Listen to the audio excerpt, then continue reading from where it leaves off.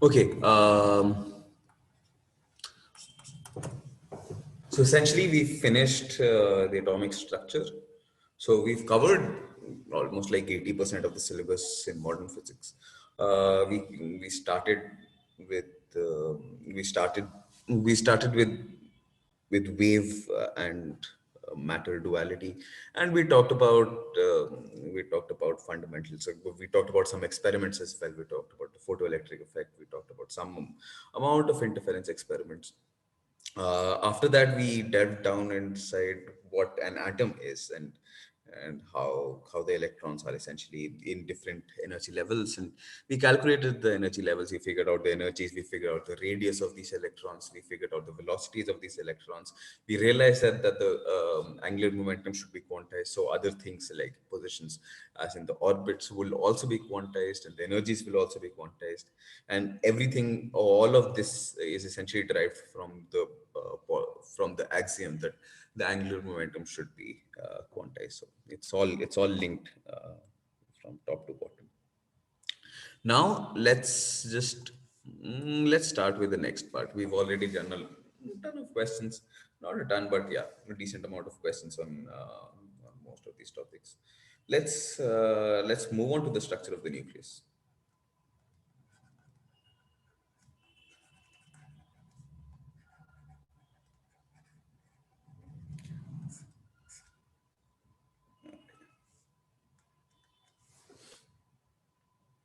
Okay,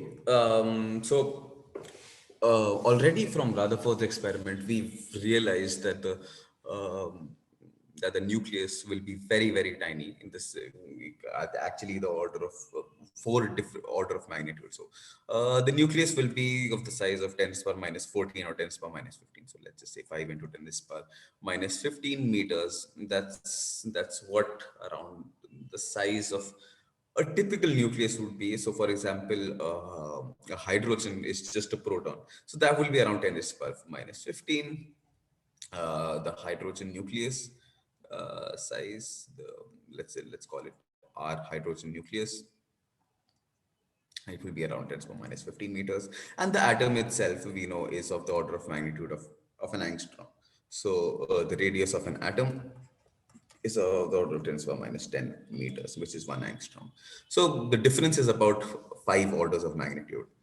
What does 5 order of magnitude mean? Well, it means, let's take the size of a football stadium. Football stadium would be about 100 meters, of the order of 100 to 200 meters in length.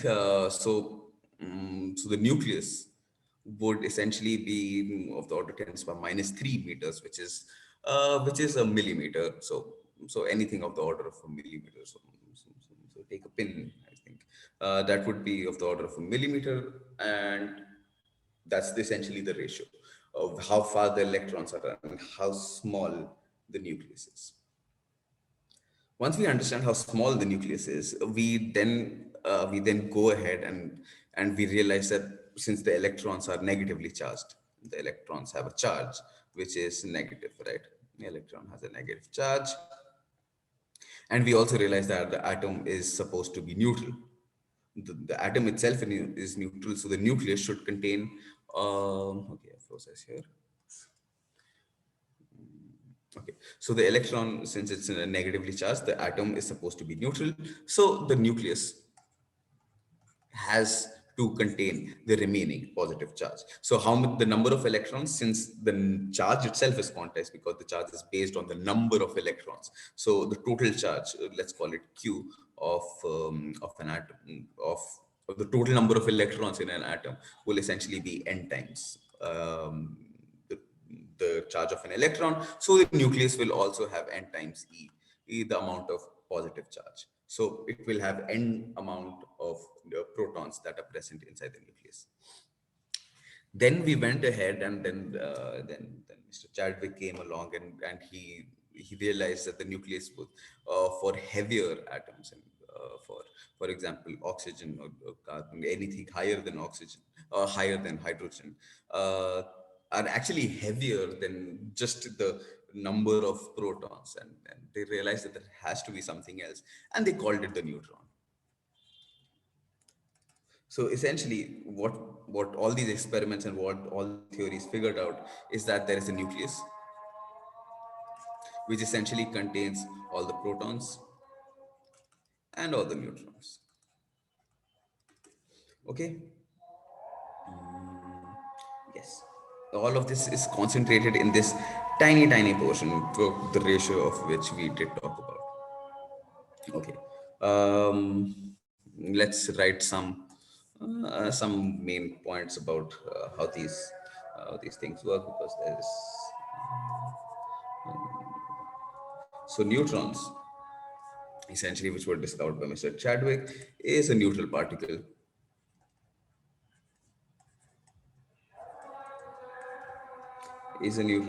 carrying no charge and having mass, carrying no charge. A neutral particle, that means no charge. The neutral particle having mass equal to the mass of a proton.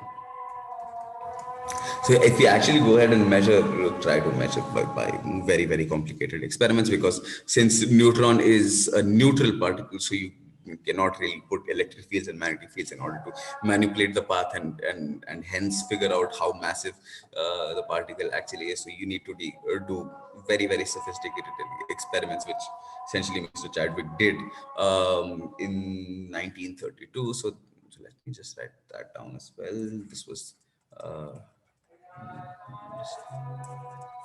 by Chadwick in 1932. Yes. So he figured out what the mass of the neutron is as well, and he figured out it was very, very close to the mass of the proton. He was awarded the Nobel Prize in 1935 for his contributions, so literally 3 years after he made the discovery. Um, Yes. And what he also figured out was that a neutron that is free, it's not inside a nucleus, it's not stuck with other protons and other neutrons. A free neutron is unstable. What does that mean? It means that if it exists in nature, if there happens to be a nuclear reaction in which a neutron is produced and it goes out of the nucleus and it's wandering about its day. Since it's massive, it has a finite amount of velocity, so it is literally wandering about its day. This neutron will be unstable, meaning that it will decay into a proton and an electron. It won't stay as a neutron, and its mean life, the mean lifetime, the average lifetime of a neutron is about 1,000 seconds. 1,000 seconds would be about what, 10 minutes, 5 minutes, 10 minutes, that order of magnitude.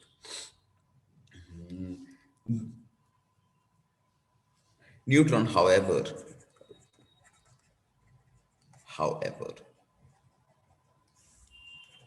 are stable inside the nucleus.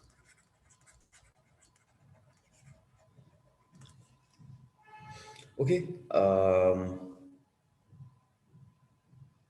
Lovely. Now some notations. Let's talk about some. Did you guys write all of this down?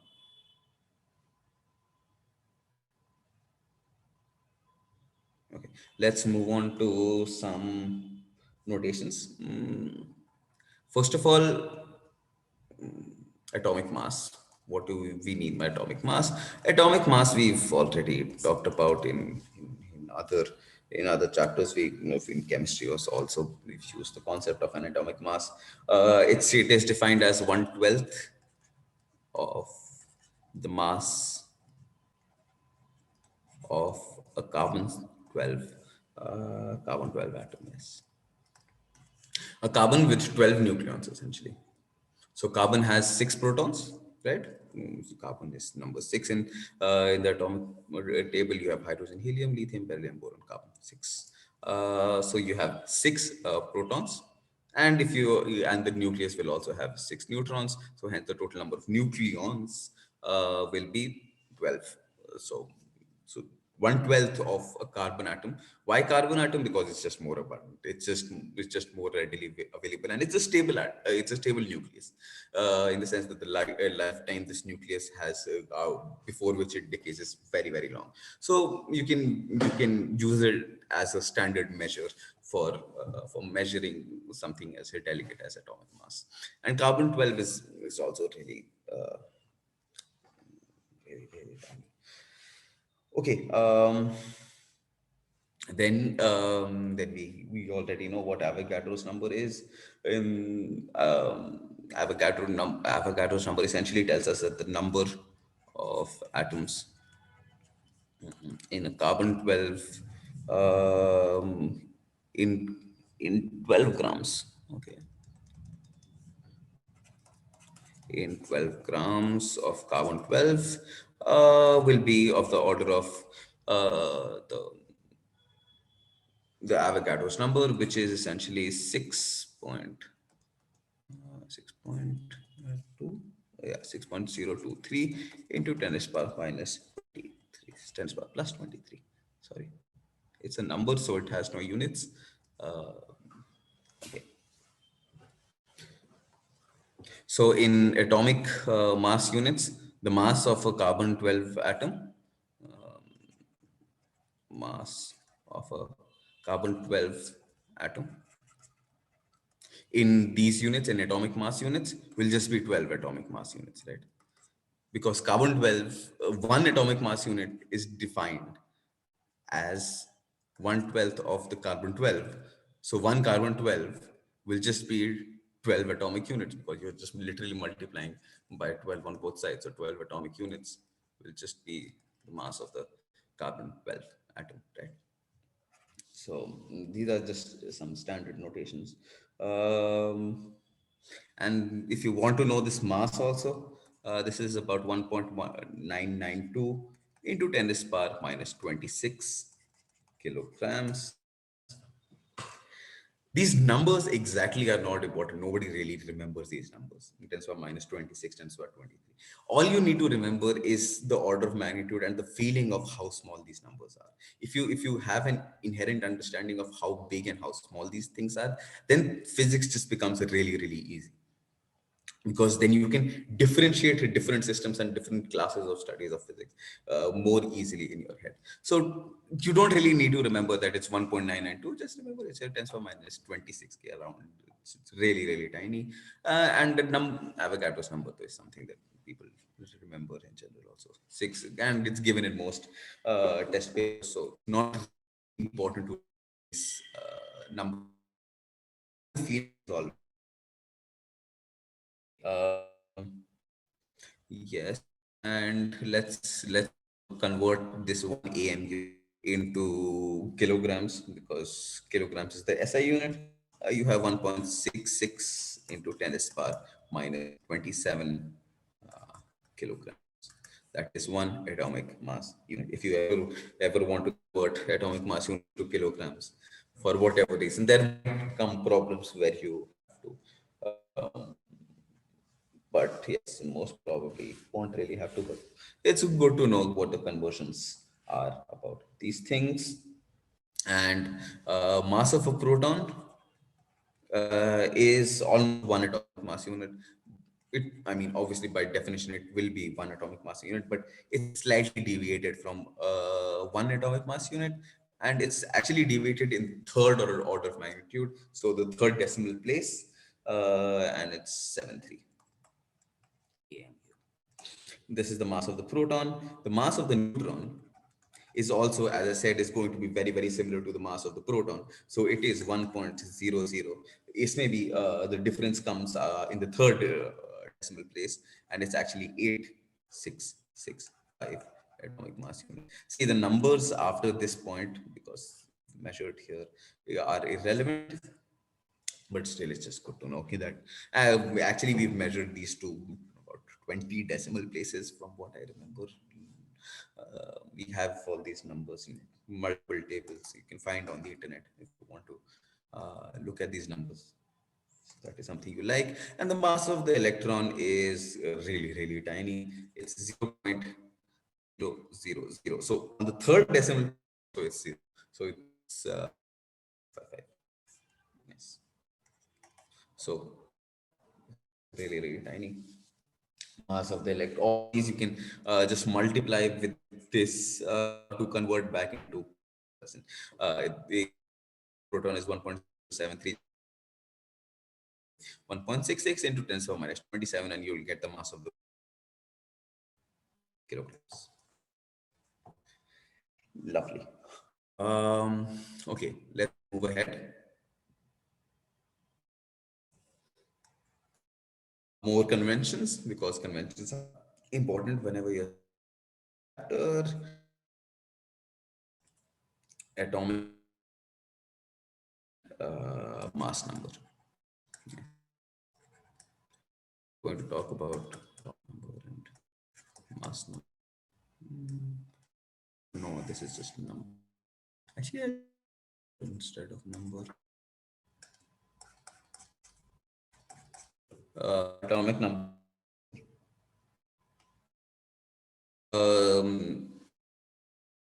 N denote anytime you'll see anytime you'll see its standard notation.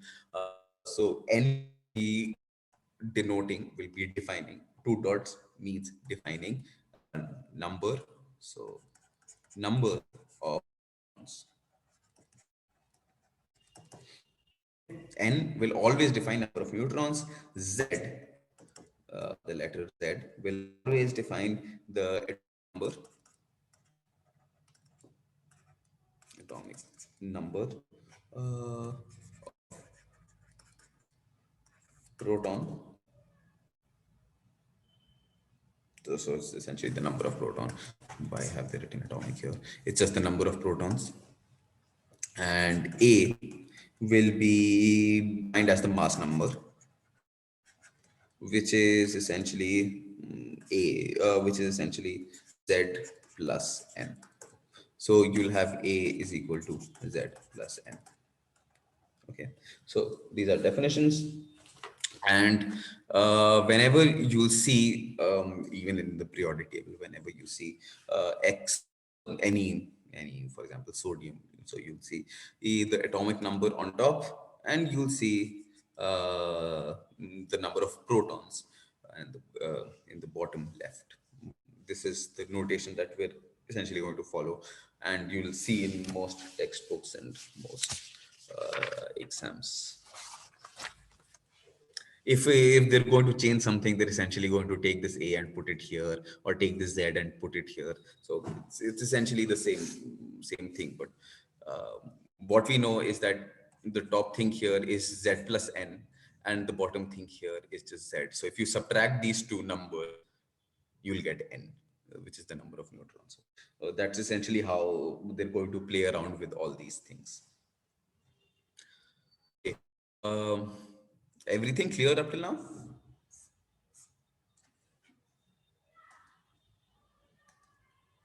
Yes, no, maybe. Yes, lovely. Okay, now okay. Now let's move on to the different kinds of nucleus one can have. So this is kind of types of nucleus, but it's essentially isotopes, isotones, and isobars. What does the word iso mean? It means same. Um, Topes and this tones and bars we'll discuss one by one. So let's come to isotopes. These are essentially the types of nucleus. If you're going to think about it like that. Isotopes are essentially atoms of an element which has the same atomic number but different mass number. So same atomic number. What does atomic number mean? Does it mean A? Does it mean Z? Or does it mean N? Yeah. That is mass number. Mass number is A. Atomic number is Z. So this is Z. This is, or you can think about it as the number of neutrons or the number of electrons. Okay, and A you'll think of as number of neutrons plus number of protons. So this is number of protons. Sorry, not I think I said neutrons, but this is number of protons or number of electrons. Same atomic number, but different mass number. Mass number, as I said, is A. So you'll have same A but different Z. Examples. Let's take oxygen for example. Oxygen we already know has atomic mass. Sorry, atomic number Z as what? What is the atomic number of oxygen? Hydrogen, helium, lithium, beryllium, boron, carbon, nitrogen, oxygen. 8. Right? Yes, no, maybe. Yes, sir. Oh yes. Sorry, I'm not seeing your chats. I should open it and keep it here. Apologies. 8. Yes. How many number of neutrons does it have?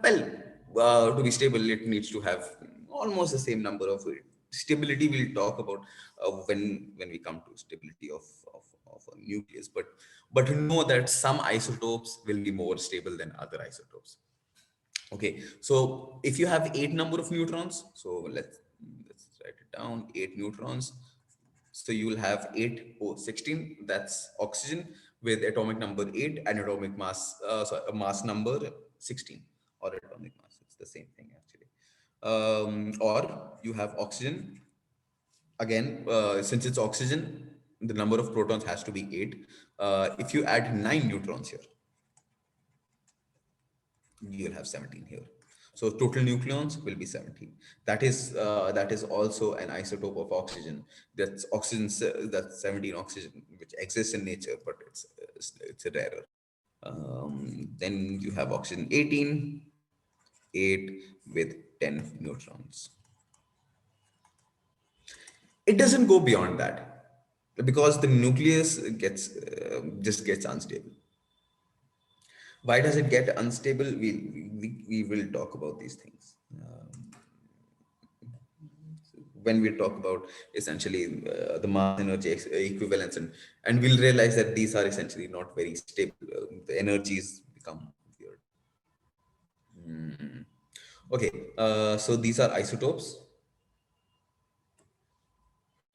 Interestingly, okay, let's take more examples. Why not? So chlorine.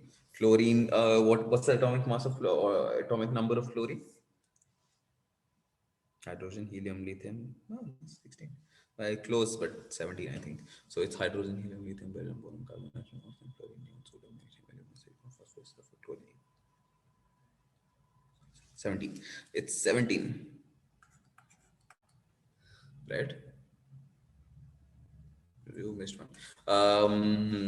Okay, so if there are 17, if the atomic number is 17, so it means that it has 17 protons. The atomic mass is 35. This is essentially the stable one. You have 18 neutrons here, or you can have a chlorine with 37 uh, atomic mass or mass number. That means there are 20 neutrons here. These are also different isotopes. Interestingly, the chemical properties of all these things, all these isotopes, the chemical properties. So essentially, how fast the rate of reactions will be. For example, hydrogen is combining with oxygen is combining with hydrogen to form water. So the rates will be essentially the same. The chemical properties will all be the same. Why will the chemical properties will be the same? Because chemical properties essentially just depend on electromagnetic interaction, right? Chemical properties are just properties which manifest as a result of electromagnetic interaction. That means they are a result of electrons, and electrons are outside the nucleus. What is happening inside the nucleus? Chemical properties don't really change because of that. How long it stays before decaying, that obviously might might change how long it's going to stay, as in the molecule is going to stay. If you have, for example, oxygen 18 in water, or for example you have heavy water which has deuterium rather than hydrogen, so you have hydrogen which has atomic mass or mass number 2 and atomic number 1. You have tritium as well, hydrogen 3 1. All of these are isotopes. You can have isotopes of every single element, so all of them will have the same chemical properties, as I said, because it's all dependent on electromagnetic interactions, but the nuclear properties will obviously be different. Different nuclear properties.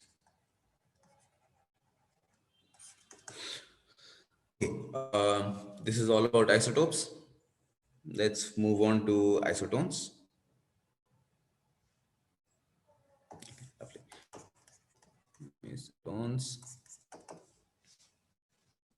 So their atoms have some number of neutrons. Have number of neutrons. They're called isotons. Essentially, if the same number of neutrons was given by n, right? So same n, and you can have different different set. So different number of protons. That means uh, different proton number. So this would be, you have different Z and different A, but the number of neutrons are essentially the same. So examples, let's think about carbon. Carbon is 7. Let's think about the carbon that has 8 neutrons. Let's think about carbon 7 and 15. Well, you can have a nitrogen which has the same number of neutrons. So you have 8 neutrons here. Nitrogen can have 8 neutrons, right? Nitrogen has 8 neutrons, does have 8 neutrons. But the atomic um, number of protons is 8. So 8 plus 8 makes it 16. These two are isotones. Does that make sense? Yes, Both of sir. these are different. What is same is n, number of neutrons. Make sense? Yes, no? Yes, sir. Okay. Let me give another example. I think that's also important. Very, very simple example. Think about deuterium or tritium. Let's think about tritium actually. 1, 3, you have 2 neutrons here. So let's think about helium. Helium already has 2 neutrons, right? But the atomic mass is 2. So 2 plus 2 is 4. So these two are also isotones. The number of neutrons are the same. Okay?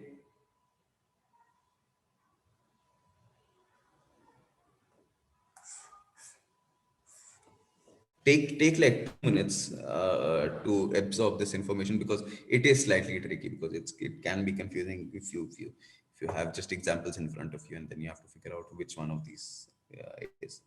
So take a minute. If you have any questions, just ask. Anything is not clear, just ask. Okay?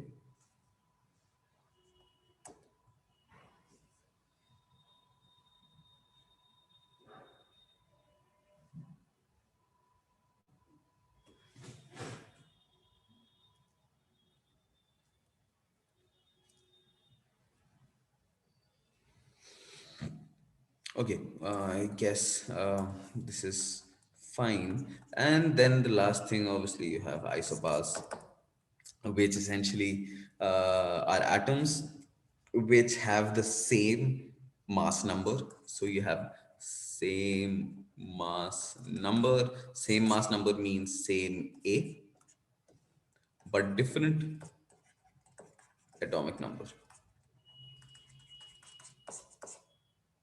This means different Z. Examples? Let's take carbon. Carbon is my favorite. Carbon, let's say carbon has six. Let's take the nine neutrons. So if you have nine neutrons, you have 15 here. This would have the same mass number as, let's say, a nitrogen a nitrogen atom with seven as its number of protons, but 15 as its mass number. So that means the number of neutrons. How many are there? How many neutrons are there in this nitrogen 8. nucleus? Eight. Lovely. So you have eight neutrons. What is same is the top thing here. So first thing, you have the same bottom thing. Second thing, you have the same neutron. Third thing, you have the same top thing. Make sense?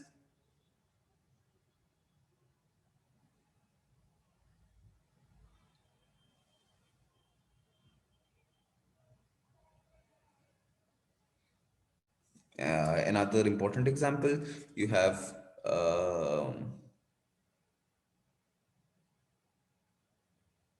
you can think about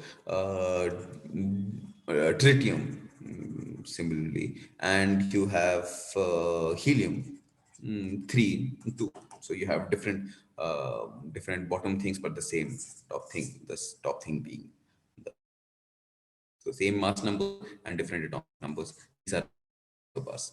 The interesting about isobars is that they have the same radius. So the nucleus of both atoms, and both these atoms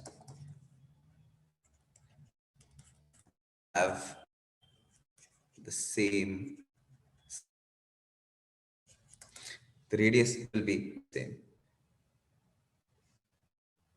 This was that this number, but it's still an interesting fact. Okay, before we move on, now we need to understand how essentially the nucleus holds itself together. We understood how many things are there in the nucleus.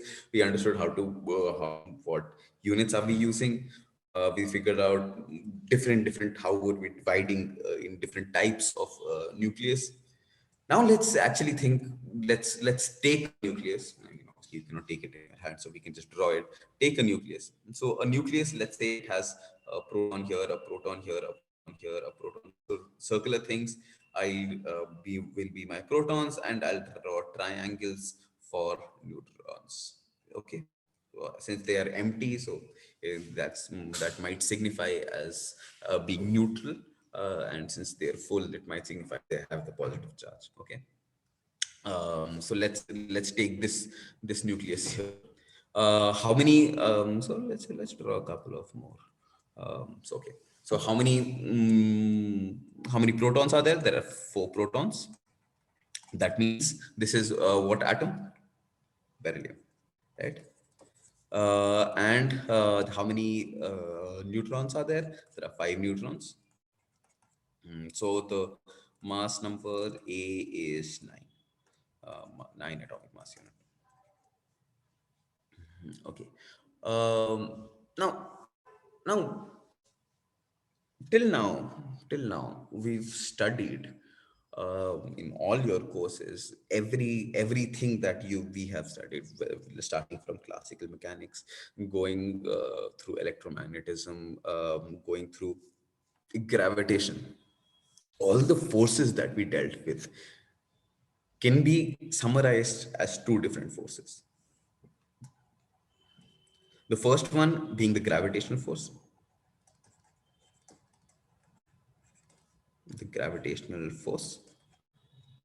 and the second one being the electromagnetic force.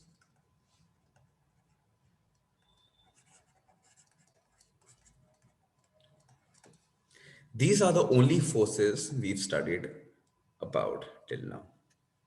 These are very fundamental forces. There are a lot of similarities between these two forces if we actually go ahead and think about it. For example, both of them go as 1 by r square, so they have same 1 by r kind of potentials.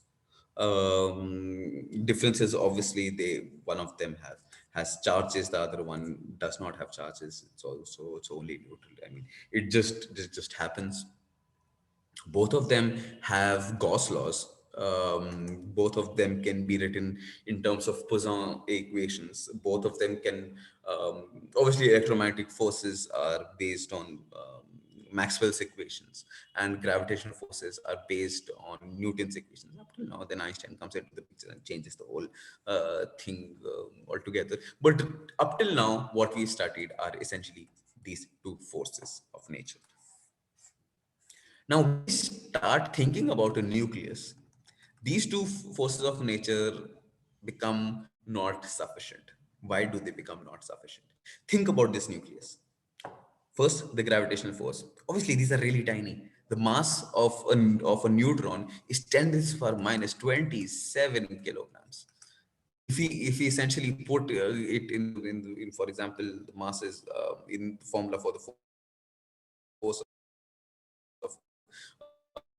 for Newton's form force to by r square, even if this is like very, very close, 10 for minus 10 meters close, let's just say. So this is 10 for minus 20, g is 10 for minus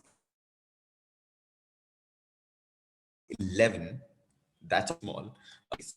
Do you see how small this is? This is minus 7, so 27. This is 38, and 40 minus 45. This will be around 10 to the power minus 45. That's really, really tiny force. Relevant.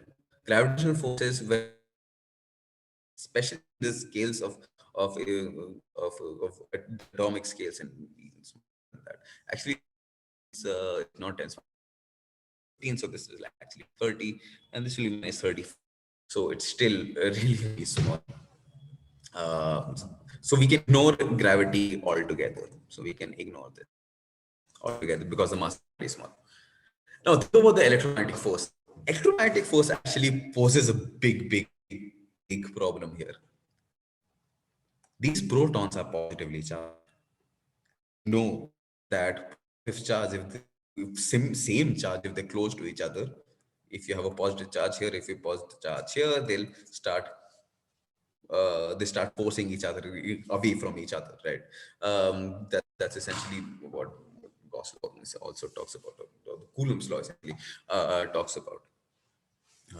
The force will be a 1 by 4 pi epsilon naught q1 q2 over r square. Similar r square kind of a force that both of these objects will feel. So now all of these protons, if they are supposed to be bound in such a tiny place, 10 to the minus 15 meters is the radius. In such a tiny place, all these positive charges have to be bound. The only way it can be bounded is if there are additional forces. And as it turns out, the nuclear forces are indeed the additional forces. So these are what are called the nuclear forces. Yes. The nuclear, just a second.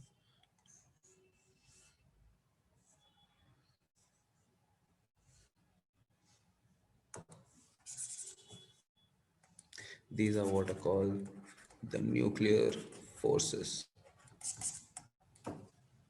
There are two nuclear forces, very, very nicely named, as we always do. The first one is the strong nuclear force.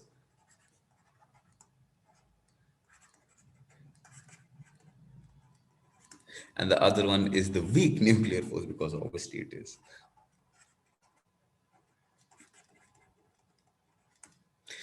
These strong nuclear forces are essentially what are fundamental to holding the nucleus together. What the strong nuclear force essentially does, it acts like a glue. It essentially glues these protons and neutrons together. The strong nuclear force has its own charges. The weak nuclear force has its own charges. These charges are called colors. So essentially, as RBG is for cover colors, there are three charges here, which are R, B, and G. So, and they work on very similar principles. If you combine the three, it becomes neutral. If you have RB, so it changes to G, all of those things as well. And the weak nuclear force also has its own charges, which are is called flavors. Yes, it has its own flavors, and then they have their own names as well. We will not talk about nuclear forces. Weak nuclear forces are mostly important in decays. So these are important in decays. These are what essentially cause beta decay. When an electron is essentially released, though not only the electron is released from a neutron, when it decays into a proton and an electron, that's not the only thing. There's a neutrino that also is created and runs away, and that why all of that happens is essentially because of this weak nuclear force. But it's a strong nuclear force that will not be worried about. It's a topic for it's a whole course in itself. But yes, all I want you to know is that these forces exist, and these are essentially what are gluing them together. Um, okay. Otherwise, they'll just fly off. If they're, Sir, I'm sorry. what is it after that arrow? This arrow, Yeah, down part. flavor. It's called the charges are essentially flavors. There are colors and flavors. Yes. Okay, just write all of this down, and then we'll move on. We'll come back to our syllabus. So it's a nice tiny detour.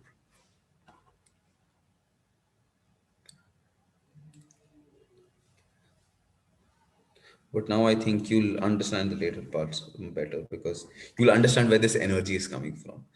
Now we're going to talk about, let's move this.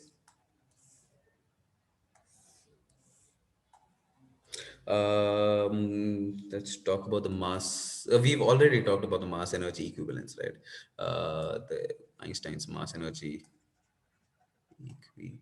equivalence, which is essentially E is equal to mc squared, where E is again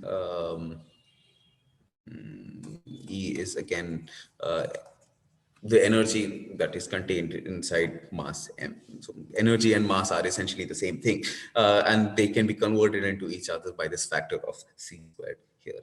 So m is just the mass, c is the speed of light, and E is the energy equivalent of mass.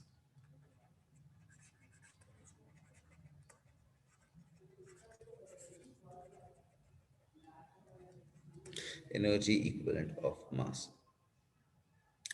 So, okay, we've already talked about a one unit, which we're essentially going to use the atomic mass unit, right? Which is on one essentially signifies the mass of a proton. Because mass of proton or a neutron is just 1.00 in third order. So we'll just call it one because we're lazy like that. So let's take the mass to be 1 AMU. I want you to plug it into this formula and tell me what's the energy equivalent. In what? You have to calculate in joules first and then convert it into mega electron volts. So please go ahead. I'll have to tell you, you all should already have the conversion of one atomic mass unit into kilograms. It should be there in your notes. I did that. uh, 2 3 slides ago only. And just plug in the values and please tell me what the value of E is.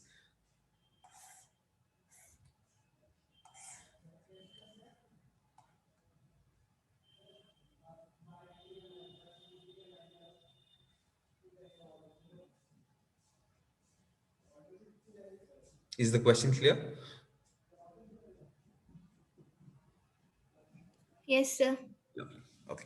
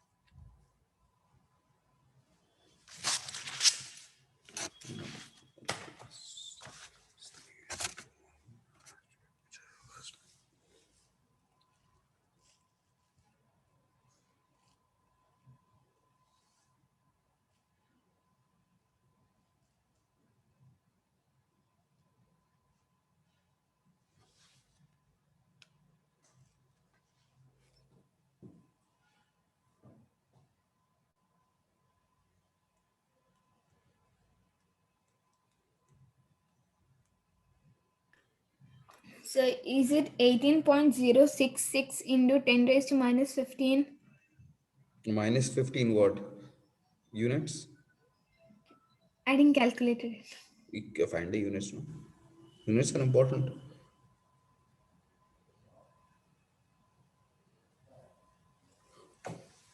See, what do you have? You have one atomic mass unit, which we did talk about this. It's 1.66 into 10 to the power minus 27 kilograms, right? Yes, no, maybe. Yes, absolutely. Let's plug it in into this formula. The energy equivalent would be 1.66 into 10 to the power minus 27 into c squared, which is 3 into 10 to the power 8 meters per second. Everything is in SI unit. Note that whole squared. So you'll have a 9 here and a 10 to the power 16 here. So let's write that down. 1.66 into 10 to the power minus 27 into 9 into 10 to the power 16. 9 into 166, that will be 1660 minus 166, correct? So you'll have a 5 here, you'll have a 4 here, you'll have a 5 here, you have a 9 here, you have a 4 here, and you have a 1 here. So you have 14.94 into 10 to the power minus 11 joules, right? Because the SI unit of energy is joules by definition. This is just 1.49 into 10 to the power minus 11 joules. Why did I stop it at two decimal places? Because my other numbers are also only two decimal places. So writing things more than that does not make sense. So that's why I just stick to two decimal places. If you have other variables which are two decimal places long, use only two decimal places. Um, that's how it works. Now converting it back into electron volts and mega electron volts, how do we do that? Converted back into electron volts, you have 1.49 into 10 to the power minus 11 divided by the electric charge, right? 1.67 into 10 to the power minus 19, right? That's what the electric charge is, 1.6, yes. That's 1 minus 19, yes. Yes. This is in electron volts. So this is so 1.49 divided by 1.67. That's it's around 0.9. let's just say. And this is about 0.93. And you have 10 is per what? 10 is per 8? 7, 8, 8, right? 10 is per 8. 19 plus 11, that's 8. So you will have 9.3 into 10 to the power. Actually, you will have 131, so you have 931. So again, two decimal places. 10 is per 8, 10 is per 7. This is in electron volts.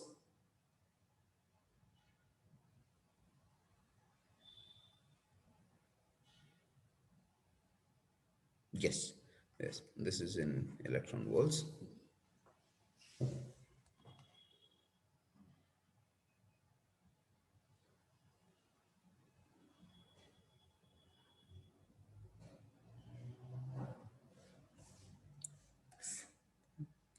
Oh, this is 10. This was 14 tens per minus 11, right? Hey, say, check my calculations also. So this has to be 10, right? This is 0 here. Okay. So that's 9. This is 9 and this is 8. So this is in electron volts. So you have, so let's convert it into mega electron volts. What is mega, which stands for 6? So this is essentially, so the energy is 931 mega electron volts. If you convert it back into mega electron volts, and this is these numbers should be there in your head. What is, how much energy does one atomic mass unit have? It has around 931 mega electron volts. This number will be important for other reasons as well. Other reasons being, well, this is the mass of the proton and this is the mass of the neutron in mega electron volts, because it's just one AMU. Yes, it's really useful to keep these numbers at the back of your mind and know how to essentially go from one to another, because it's always very, very useful. Next, let's talk about the size of the nucleus.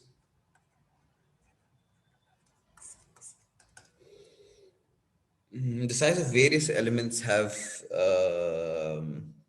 okay, so they've essentially um, the size of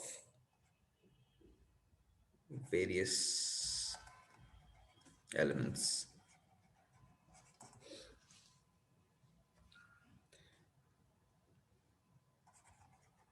have been accurately measured.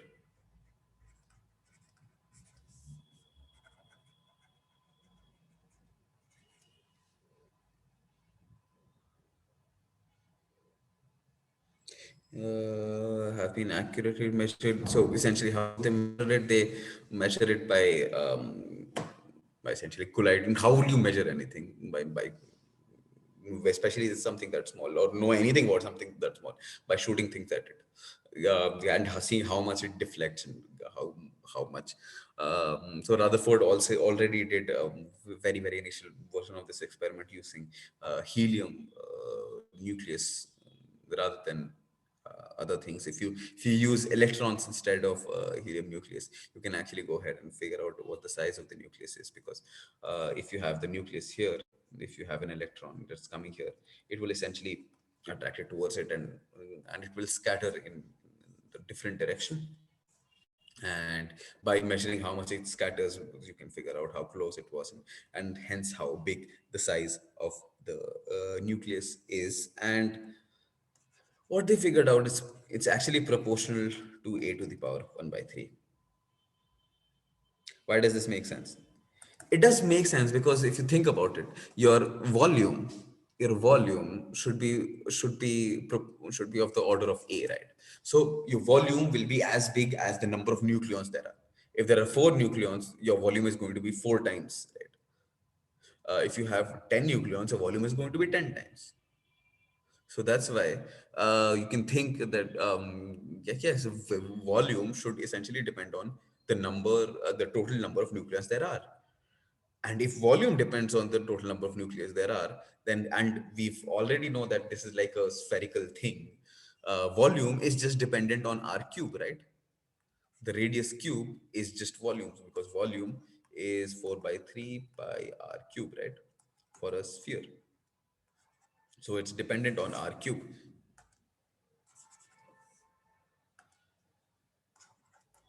So r cube will be dependent on a, and hence you can you can figure out that r will be proportional to one third of a, on the one third power of a, and remove the proportionality. You will just put some constant r naught, a to the power 1 by 3. What's this value of R naught? The value of R naught is given to be 1.2 into 10 to the power minus 15 meter, and 10 to the power minus 15 meter we already know is a femtometer. So we'll just call it 1.2 femtometer. Okay, we're going to use femtometer from now on for size, and atomic mass unit for mass. That's the standard we're going to use.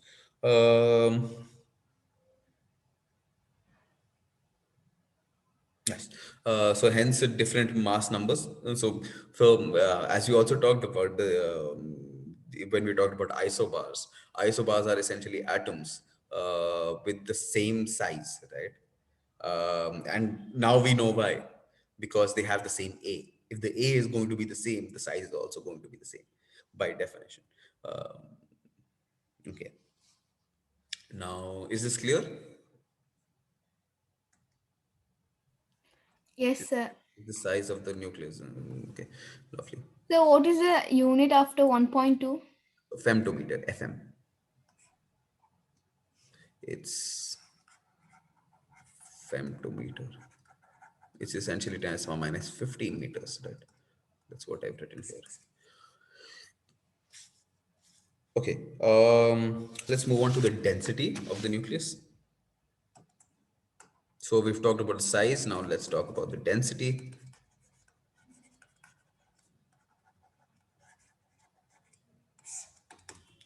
Density, as we already know, is notated by the symbol rho, and it's just the total mass, the mass of the nucleons. Mass of the nucleus, or the mass of the nucleons, divided by the volume, right? Volume of the nucleus.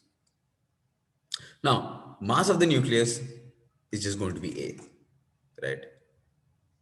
And volume is going to be, we've already talked about volume, right? Okay, so volume is going to be 4 by 3 pi r cubed. R, we already know, is just r naught times a to the power 1 by 3, correct? So this is, let's just put it in here. We get 4 by 3 pi times r naught cubed, and a to the power one third, and there's a 3 power that is coming on from here, so you will get an a here. So the volume is 4 by 3 pi r naught cubed multiplied by a. So the density, okay, so this a is in atomic mass units, right? Remember the units. Remember the units. Units are important. This volume, this volume is in what units? This is in femtometers. Cube, femtometer cube. This is an AMU and femtometer cube. If we divide AMU and femtometer cube, we'll get density in AMU per femtometer cube. We don't want that. Density we measure in kilograms per meter cube, right? So we need to convert this AMU into kilograms. So this will be A into 1.66 into 10 to the power minus 27 kilograms. Lovely. So now let's divide the two. So density will be A into 1.66 into 10 to the power minus 27 divided by 4 by 3 pi r naught. R naught की value we knew. Okay. R naught की value कितना था? 1.2 femtometer. So it's 1.2 into 10 to the power minus 15 meter, and the cube of that. So it's going to be really, really minus 45 पहुंच जाएगा ये तो. And you have A here as well. Thankfully, the A's cancel out. So the density from our calculation is not dependent on the number of nucleus, which is surprising and not really surprising at the same time. It's surprising because, well, I mean, this is a strong force that we're talking about. It's a very, very complicated kind of a force.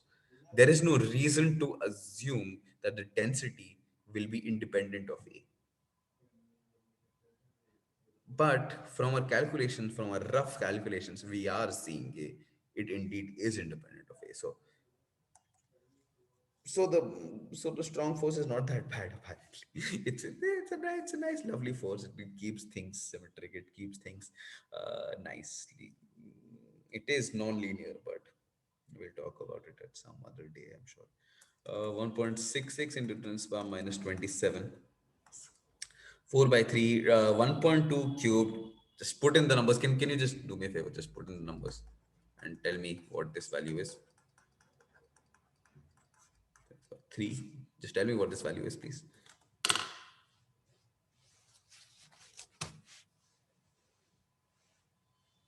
The units will be kilogram per meter cubed. So, yeah, I say units.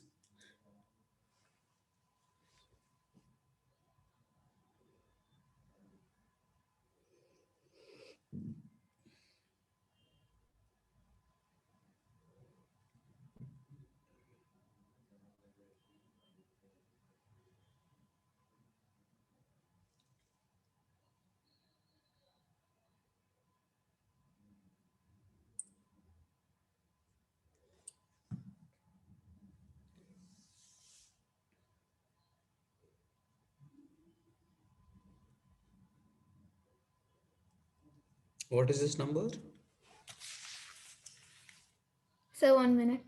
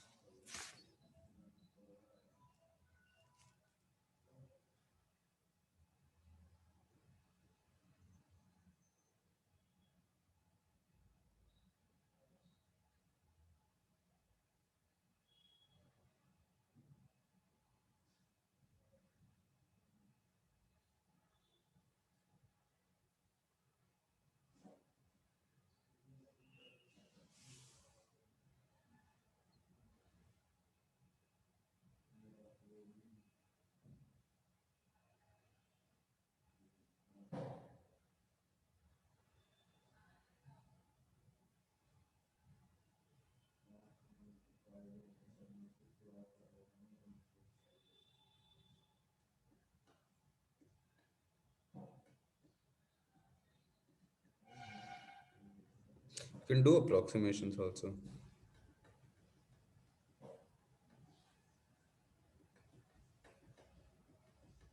1.2 cube will be what? Around Yeah, 1.6. it's 1.728 cube of 1.2. 1.728, right? 1.7. Yes. It's very, very close to 1.66. Just cut them now. And 3 is just pi. So cut this also. So it's just 0.25 around. 8 to 10 is per what? What essentially you'll get after doing this is around 2.97 into 10 is per 17 kilograms per meter cube. So in 1 meter cube, you have 10 to the power 17 kilograms.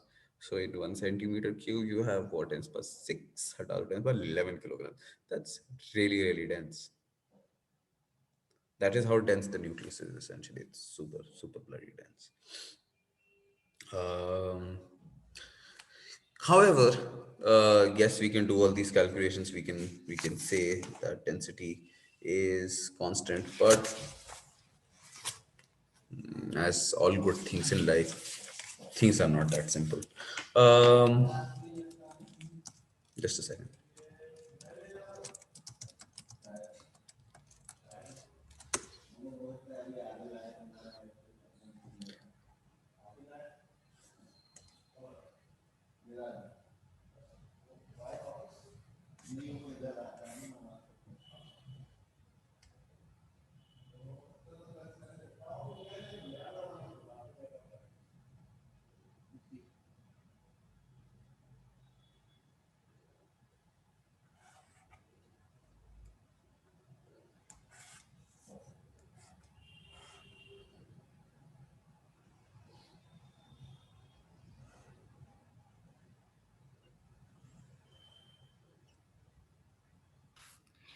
So how did you got 10 raised to 17? 10 power 17. You have 10 power minus 5 here. So that will make whole cubed 10 power minus 45. We have a 10 power minus 27 on the top. Subtract the 2. What do you get? You get 20. No, you get 18, right? Yes, you get 18. 18 nahi, kitna 19. 18. You just do it, no? You have 45 minus 27, 3, 15, 3, 5, 6, 7, 8. Yes, right. 18. So you have 10 to the power 18 here. And when you do all of these things here, इसका cube करके so you get 1.77. Pi and 3 is almost the same, so you have 1 by 4, so you get 2.5 around. Yeah, 1 by 4, so that's 0.25. So essentially what you'll be getting is 0.29 into 10 to the power 18. So 0.29 into 10 to the power 18, so that's just 2.9 into 10 to the power 17. Make sense? Yes, sir. Lovely. Okay.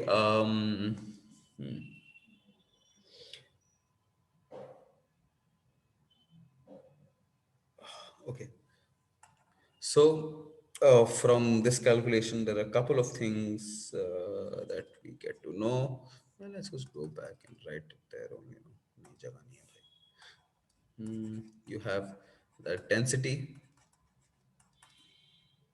of the nucleus is the same for all atoms. Since it's independent of both the atomic number and the atomic mass, it has to be the same for all all all matter. However, the matter is not uniformly distributed distributed inside the nucleus.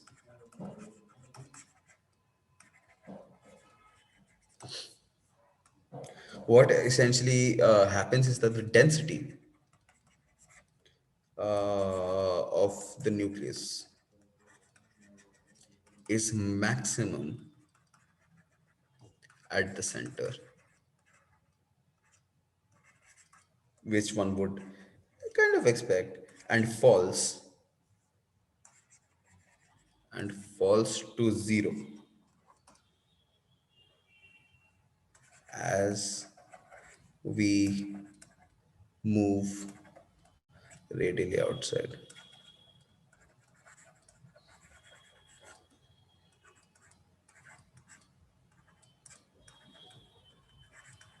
Radially outwards. Make sense? Sir, can you repeat second point? Matter is not uniformly distributed inside the nucleus. Apologies for my uh, handwriting, if you can call it that. Distributed inside the nucleus. Then we have density of the nucleus is maximum at the center and falls to zero as we move radially outwards.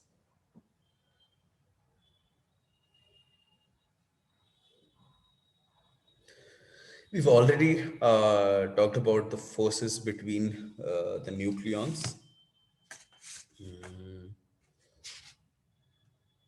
We have already talked about that.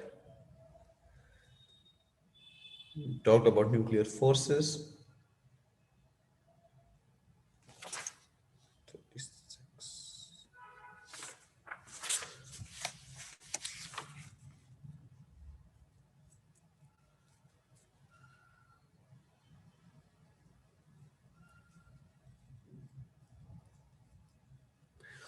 Okay, let's do a small calculation.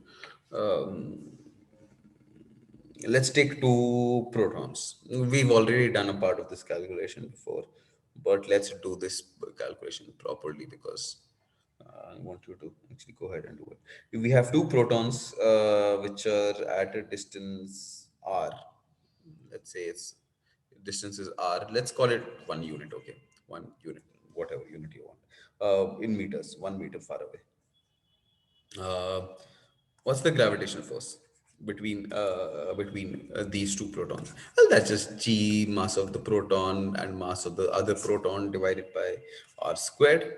So r is just one, so that's lovely. This is just one squared.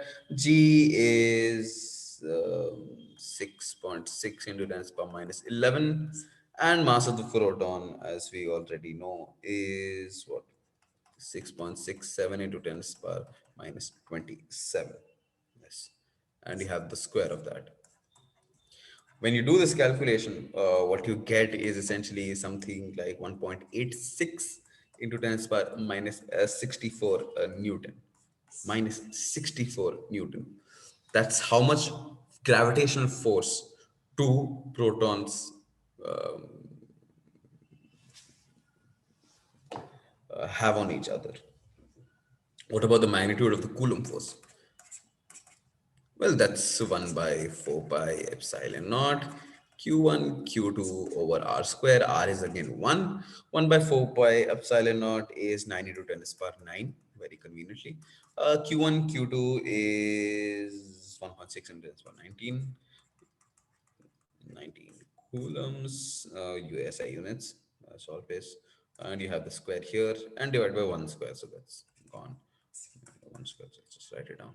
1.6 squared, when you do this calculation, what you get is 2.307 into 10 to the power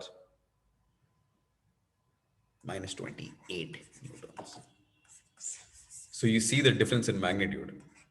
So if you take the ratio of these, let's take the Coulomb force or the electric force divided by the gravitational force.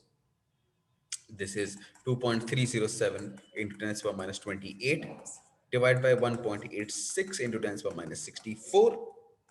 If you go ahead and do this, this will be of the order of magnitude of 10 to the power 36. So the electric force is 36 order of magnitudes stronger than the gravitational force. What does this tiny calculation tell us?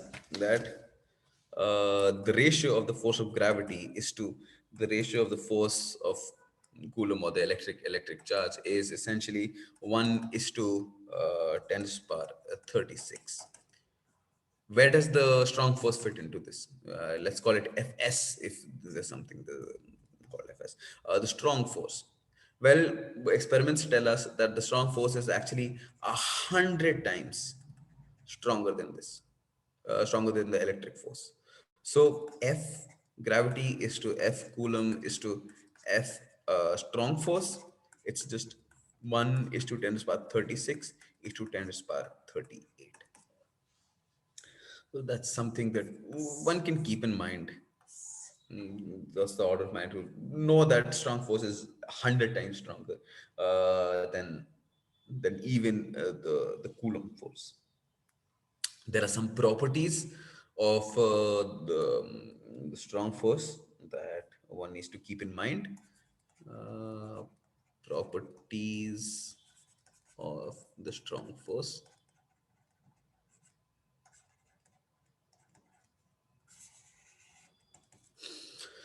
Uh, as I said, as we already figured out, they are 10 to the power 38 times the gravitational force, or 100 times the electric force. You can say either thing, 38. Mm. However, even though they're 100 times more stronger than the electric force, why do we not feel them? We don't feel them because nuclear forces are short ranged. forces are short ranged. And what is the range of the nuclear force? Well, it will be inside the nucleus. So smaller than 10 to the power minus 15 meters, which is essentially smaller than 1 femtometer. So uh, that's that's where nuclear forces essentially become important.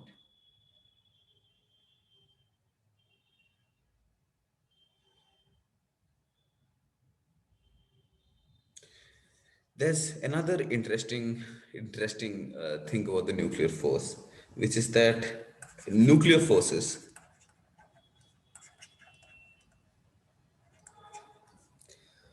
are strong,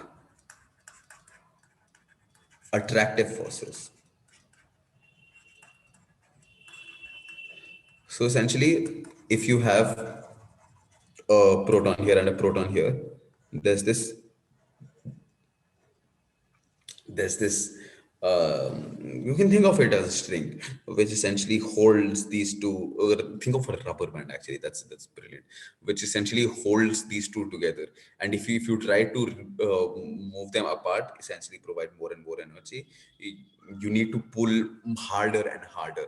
Essentially that is what happens, and that's why think of it like a rubber band kind of a force, especially when it's attractive kind of a force.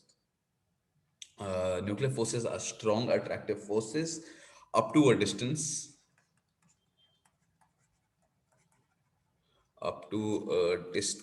of 1.5 femtometer, or 1.5 meters per minus 15 meters, but they become repulsive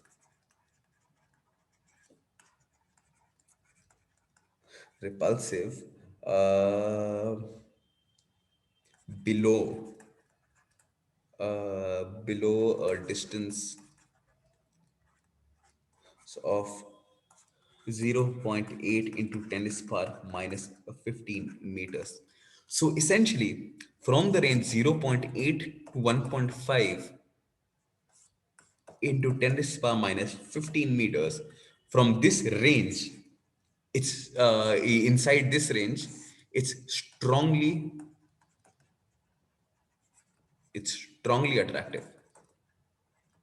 But if you bring it closer, if you bring them closer, if you bring them closer to point closer than zero point 0.8 femtometer, this force changes into a repulsive force. So now it's essentially pushing it outside.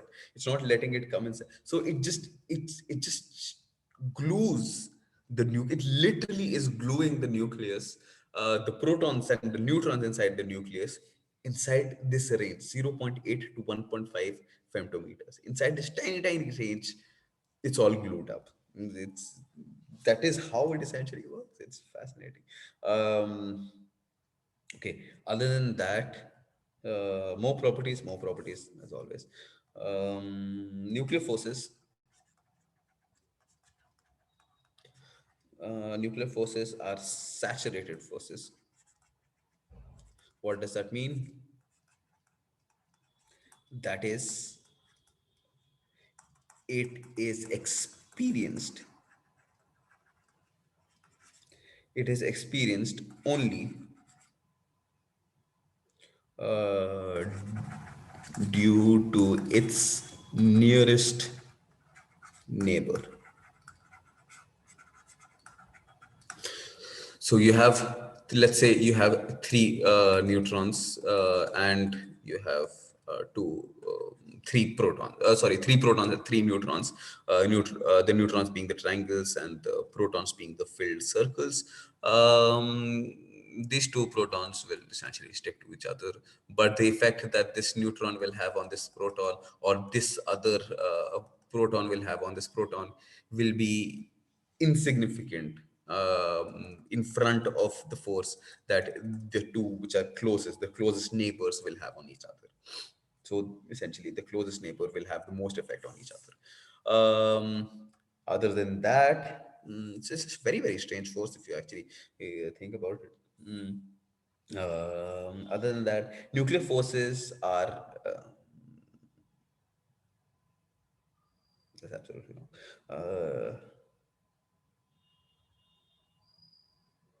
Okay, nuclear forces are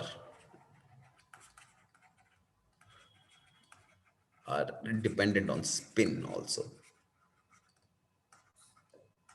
Spin, we've talked about. I think we have. I don't know. I don't think we've talked about. We will talk about it in the future. Future. And the last thing is that they are not central forces.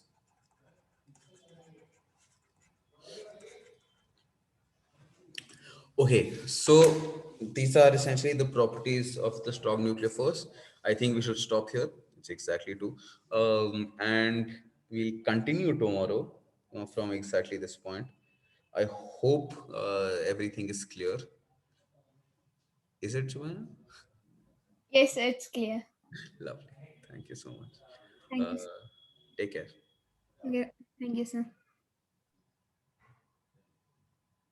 Do you need some time to? Okay.